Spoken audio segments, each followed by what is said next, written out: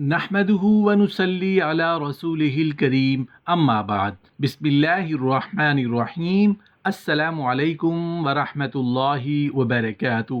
سیدہ عائشہ رضی اللہ تعالی عنہا کا خاندان اور قربت داروں کا بیان۔ سیدہ عائشہ رضی اللہ تعالی عنہا کی پیدائش کب ہوئی؟ زندگی کے ابتدائی حالات کیسے تھے؟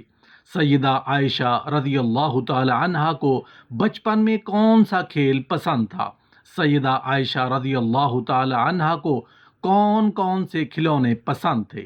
سیدہ عائشہ رضی اللہ تعالی عنہا کے والد کون تھے؟ ان کی وجہ شہرت کیا تھی؟ کتنی عمر میں وفات پائی؟ سیدہ عائشہ رضی اللہ تعالی عنہا کی والدہ کون تھی؟ آپ کا نسب نامہ کیا ہے؟ اسلام کیسے قبول کیا؟ سیدہ عائشہ رضی اللہ تعالی عنہا کے رضائی والدین کون کون ہیں؟ اور سیدہ عائشہ رضی اللہ تعالی عنہا نے کن عورتوں کا دودھ پیا؟ سیدہ عائشہ رضی اللہ تعالی عنہا کے بھائی کون کون ہیں؟ ان کے نام کیا کیا ہیں؟ سیدہ عائشہ رضی اللہ تعالی عنہا کی بہنیں کون کون ہیں؟ ان کے نام کیا کیا ہیں؟ سیدہ عائشہ رضی اللہ تعالی عنہا کی پھوپھیاں کون کون ہیں؟ ان کے نام کیا کیا ہیں؟ سیدہ عائشہ رضی اللہ تعالی عنہا کے چچا اور تایا کون کون ہیں؟ ان کے نام کیا کیا ہیں؟ سیدہ عائشہ رضی اللہ تعالی عنہا کے خدام اور خادمائیں کون کون ہیں؟ ان کے نام کیا کیا ہیں؟ سیدہ عائشہ رضی اللہ تعالی عنہا کی حضور صلی اللہ علیہ وآلہ وسلم سے شادی کیسے ہوئی؟ شادی کے وقت سیدہ عائشہ رضی اللہ تعالی عنہا کی عمر کتنی تھی؟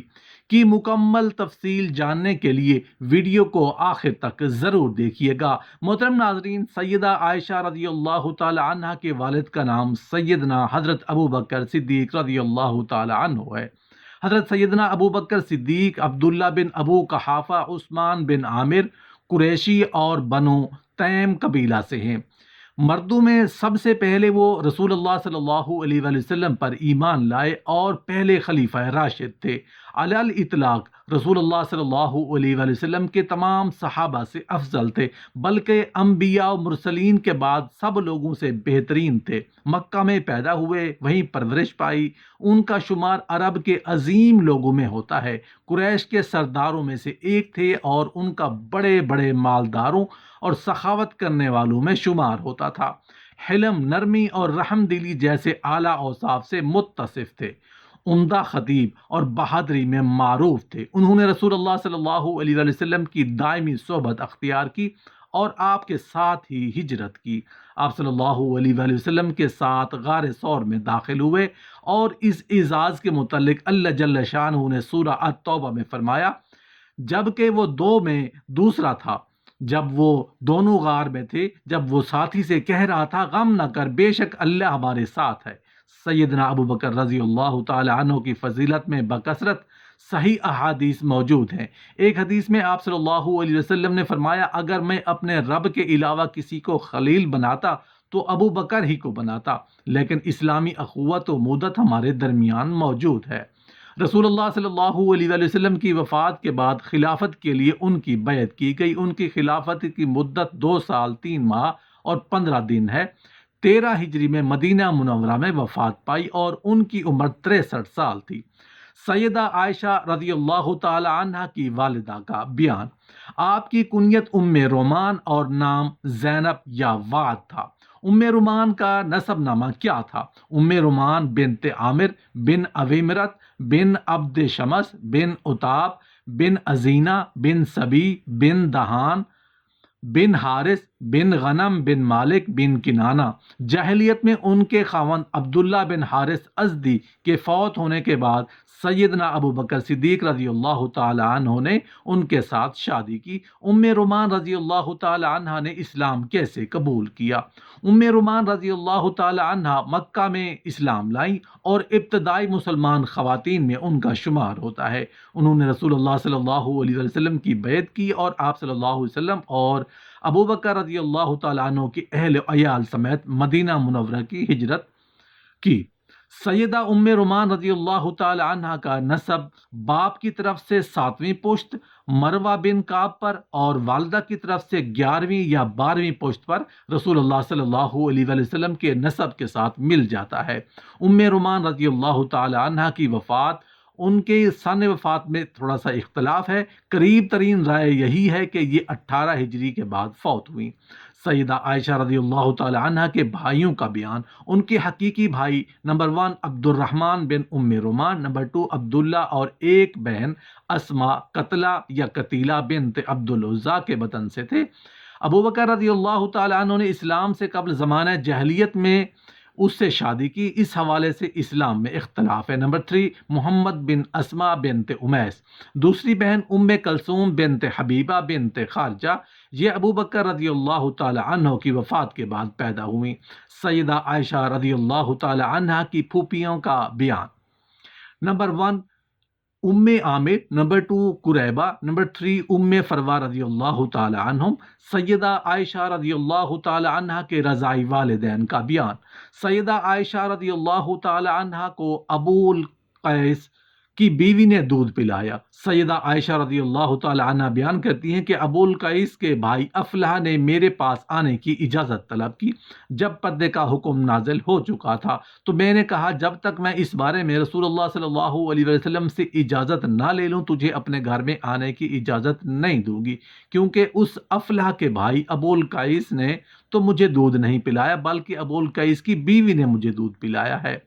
تبھی رسول اللہ صلی اللہ علیہ وسلم میرے پاس تشریف لائے۔ میں نے کہا اے اللہ کے رسول، بے شک ابو القیس کے بھائی افلح نے اجازت طلب کی تو میں نے اسے پوچھنے تک اجازت دینے سے انکار کر دیا۔ تب رسول اللہ صلی اللہ علیہ وسلم نے فرمایا اور تجھے کس چیز نے اپنے چچا کو اجازت دینے سے منع کیا؟ میں نے کہا اے رسول اللہ، مجھے مرد نے تو دودھ نہیں پلایا تھا، مجھے تو ابو القیس کی بیوی نے دودھ پلایا تھا۔ آپ صلی اللہ علیہ وسلم نے فرمایا تو اسے اجازت دے دے کیونکہ وہ تیرا چچا ہے، تیرے ہاتھ خاک آلود ہوں۔ سیدہ عائشہ رضی اللہ تعالی عنہ کے خدام اور خادماؤں کا بیان، ام المومنین سیدہ عائشہ رضی اللہ تعالی عنہ کے متعدد خدام اور خادمائیں تھیں، اور آپ ان سب کے ساتھ احسان مندانہ برتاؤ کرتی تھیں اور سب کی عزت و تکریم کرتی۔ پہلی خادمہ بریرہ ہیں۔ صحیحین میں اس کے متعلق مشہور حدیث مروی ہے۔ صحیح بخاری کا متن کچھ اس طرح ہے یہ کہ سیدہ عائشہ رضی اللہ تعالی عنہ نے بریدہ کو خریدنا چاہا تو اس کے مالکوں نے یہ شرط رکھی کہ اس کا سامان ہمیں ملے گا تو ہم فروخت کریں گے، بصورت دیگر ہم اسے فروخت نہیں کرتے۔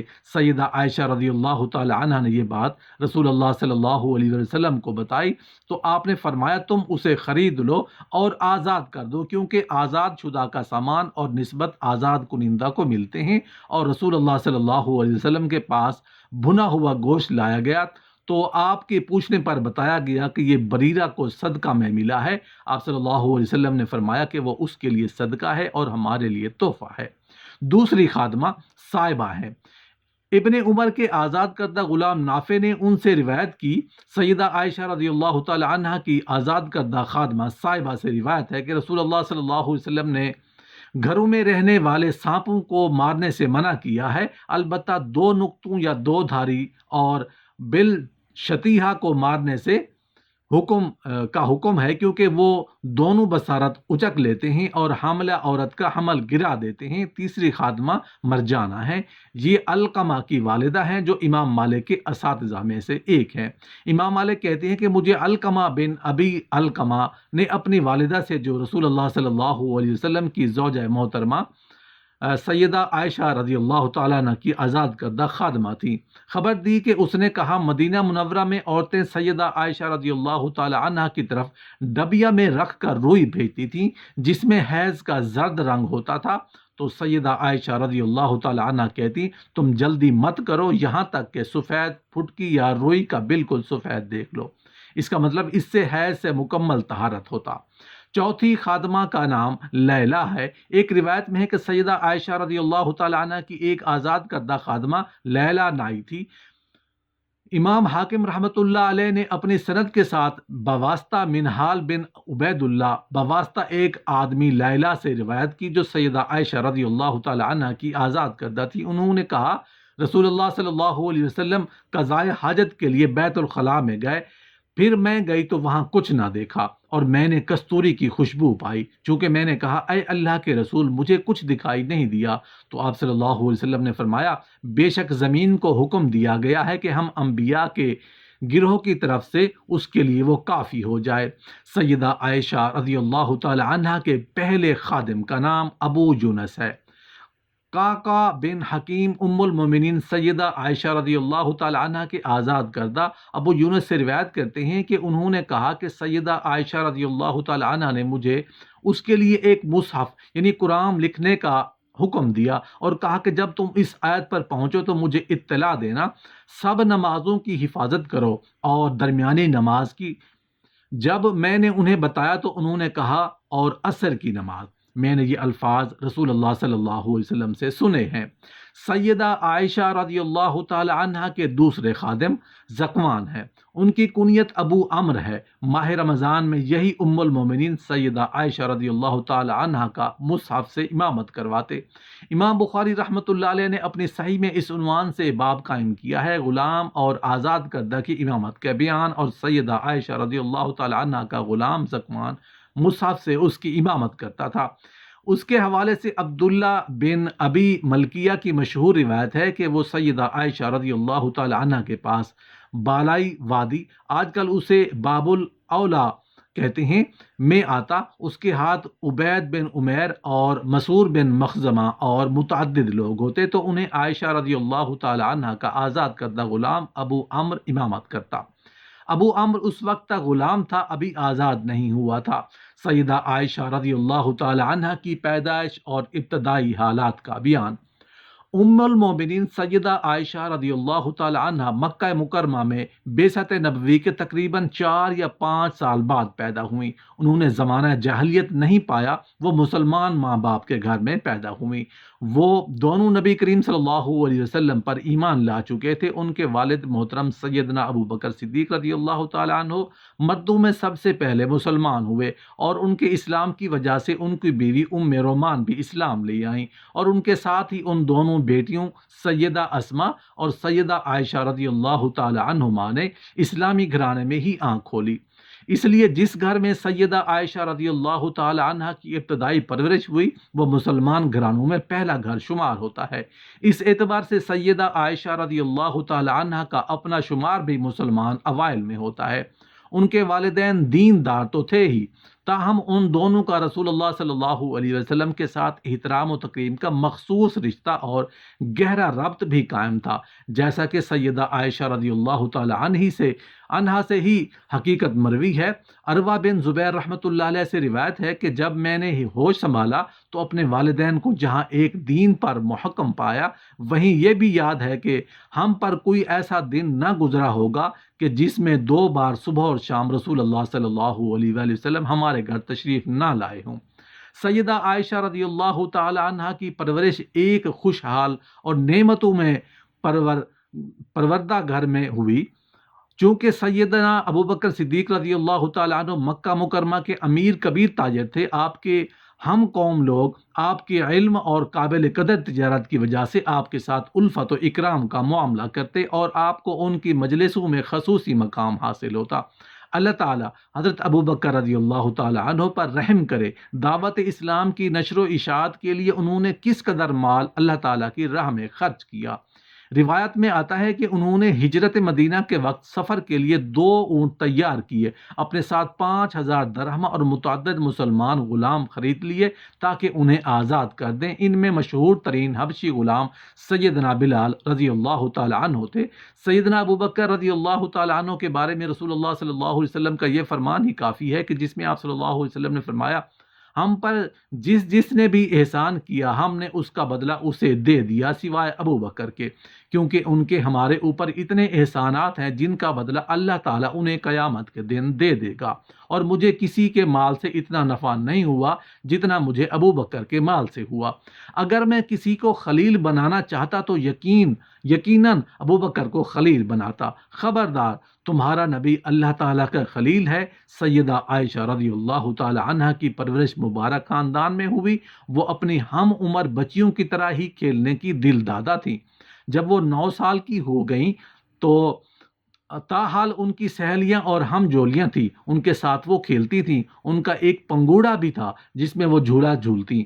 خود سیدہ عائشہ صدیقہ رضی اللہ تعالی عنہ نے اپنی آپ بیتی بیان کرتے ہوئے بیان کیا کہ وہ کس طرح پنگوڑے پر جھولے جھولتی سسرال جا پہنچی۔ وہ کہتی ہیں میں پنگوڑے پر جھول رہی تھی کہ میری ماں ام رومان رضی اللہ تعالی عنہ میرے پاس آئیں، میرے ساتھ میری سہیلیاں بھی تھیں، انہوں نے مجھے زور سے پکڑا، میں ان کے پاس چلی گئی، مجھے معلوم نہیں تھا کہ وہ مجھے کیا کہنا چاہتی ہیں، انہوں نے میرا ہاتھ پکڑا اور مجھے گھر کے دروازے پر لا کھڑا کیا، میں ہانپ رہی تھی، ایک دوسری روایت کے مطابق زور زور سے روتے ہوئے آہیں بھر رہی تھی، جب میرا سانس تھم گیا اور میں خاموش ہو گئی تب میری والدہ مجھے گھر کے اندر لے گئی، وہاں میں نے کچھ انصاری عورتوں کو دیکھا، وہ کہنے لگیں خیر و برکت کے ساتھ سعادت مند اور خوش نصیب ہو۔ اپنی شادی کے بعد بھی کچھ عرصے تک اپنی ہم عمر سہیلیوں کے ساتھ وہ کھیلا کرتی تھیں۔ رسول اللہ صلی اللہ علیہ وسلم ان کی نو عمری اور کھیلنے کی ضرورت کا خاص خیال رکھتے۔ ان کی جو سہیلیاں ان کے ساتھ کھیلنے کے لیے آتی تھیں، آپ صلی اللہ علیہ وسلم سیدہ عائشہ رضی اللہ تعالی عنہا کو ان کے ساتھ کھیلنے کی فرصت مہیا کرتے تھے۔ ان کے پاس کھلونے تھے جن کے ساتھ وہ کھیلا کرتی تھیں۔ ان کے متعلق سیدہ عائشہ رضی اللہ تعالیٰ عنہ فرماتی ہیں میں شادی کے بعد بھی گڑیوں کے ساتھ کھیلا کرتی تھی۔ ایک مرتبہ رسول اللہ صلی اللہ علیہ وسلم گھر میں تشریف لائے تو سیدہ عائشہ رضی اللہ تعالیٰ عنہ گڑیوں کے ساتھ کھیل رہی تھی۔ آپ صلی اللہ علیہ وسلم نے گڑیوں کے درمیان ایک گھوڑا دیکھا جس کے دائیں اور بائیں دو پر تھے۔ آپ نے ان سے پوچھ لیا اے عائشہ یہ کیا ہے؟ تو کہا یہ گھوڑا ہے۔ پھر آپ نے پوچھا کیا گھوڑے کے دو پر بھی ہوتے ہیں؟ تو فوراً جواب دیا کیا سلیمان علیہ السلام کے گھوڑے کے بے شمار پر نہیں تھے؟ یہ سن کر رسول اللہ صلی اللہ علیہ وسلم مسکرا دیے۔